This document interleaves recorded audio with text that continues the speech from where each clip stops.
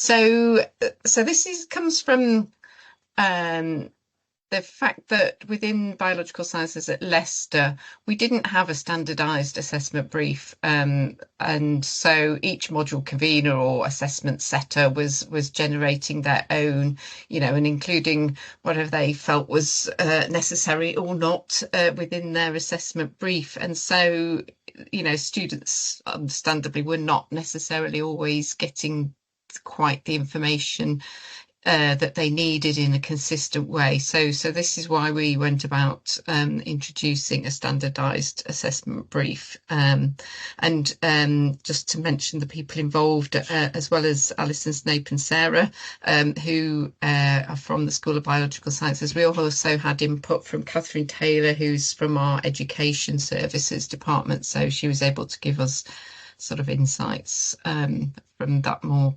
pedagogic background. So we introduced this just in the academic year that's just ending, and as I've said, it was mainly to provide consistency for students and to make sure that everything that we felt needed to be in the assessment brief was actually there. So there were set headings that were included that staff needed to complete. So I'll show you in a moment the sort of front page of it, but it starts with a table with all the key information about what the module is, what the assessment is, what the deadline is, etc. But then the first section after that was what was the purpose of the assessment? And I think we've heard from a few people already that students don't always understand why we're getting them to do a particular assessment. Why do I need to, do presentations or produce a portfolio? What's that got to do with biology? So sometimes they don't quite see the relevance to their wider development and career readiness.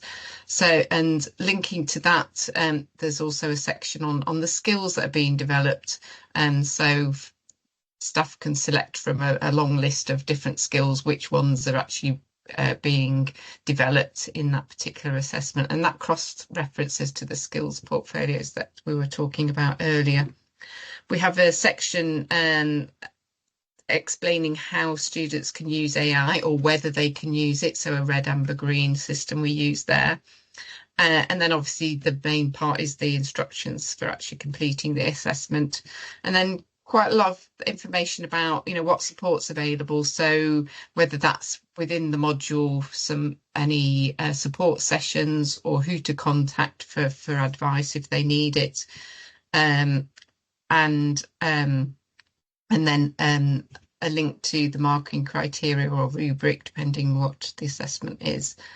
And then the final part is references to wider support and information. So information about academic integrity, support that they can gain from our central university services, whether that's support about essay writing, general writing skills, how to research information, math skills, that kind of thing, which the university provides central support for, and how they can go about applying for mitigating circumstances if they're unable to complete the assessment. So, because this is the sort of thing that some students just miss out on, and particularly I think in first year, or if it's the first time they've encountered these issues, they don't always know where to look.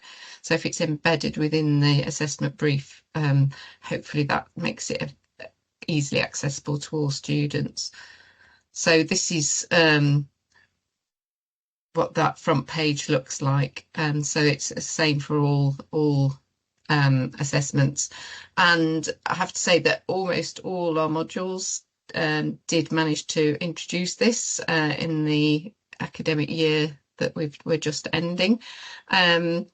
And we also surveyed students on several of the modules. I think it was 6 modules, 2 or 3 in each of the year groups, so ranging from level 4 to level 6. And you used a Likert scale, so 4 points, so strongly disagree, agree, or strongly agree, so scoring from 1 to 4. And the questions or the statements that were used in the survey are shown here. And you can see that the scoring on the right, it was pretty positive for most elements. So the assessment brief itself was clear and easy to follow. That was a key one, and the students were pretty positive about that. It did vary from module to module. So this is the aggregate score for all of the different modules. And it's nice to see that they were clear on whether they were allowed to use AI, which is something that the university was really trying to reinforce this year. I guess the issues that the questions or statements that scored less well, and we probably need to work on a little more of what I understood what I needed to do to get a good mark, and that maybe reflects the level of extra support that students were given within the module, whether there was a preparation session that went through previous examples, and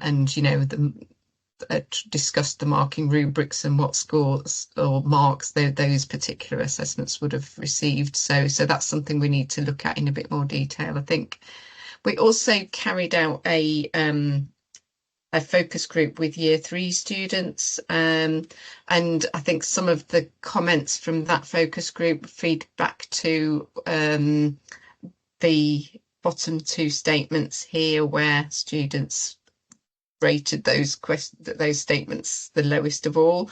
So understanding,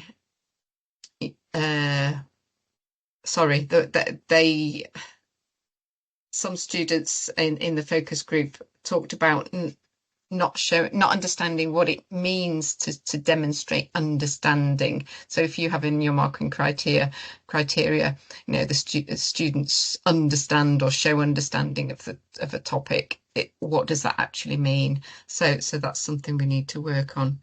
But also, I think related to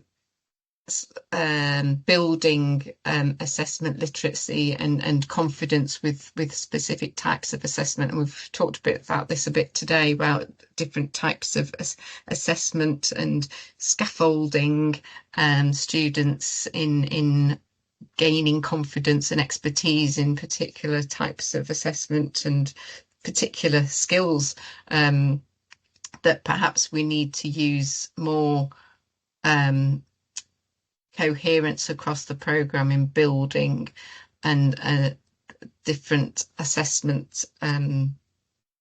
Sorry, I'm not being very coherent because I've not thought about this for quite a while. But building, I guess the assessment literacy and confidence throughout the 3 years of their study. So we need to have a bit of work on repetition of particular assessments and deciding what are the key types of assessments, key skills that we want students to be gaining, or competencies as we're talking about today. So that's something that we really feel is an important thing that we're going to work on next, based upon what we've found out here.